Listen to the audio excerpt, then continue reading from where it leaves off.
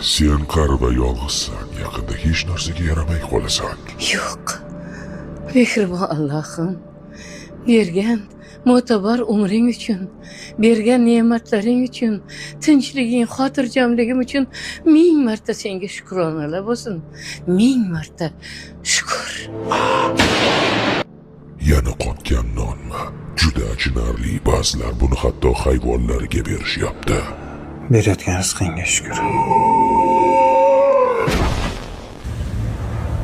Bu kiyimlarni hozir hech kim kiymaydi, uyat. Sen juda kambag'alsan.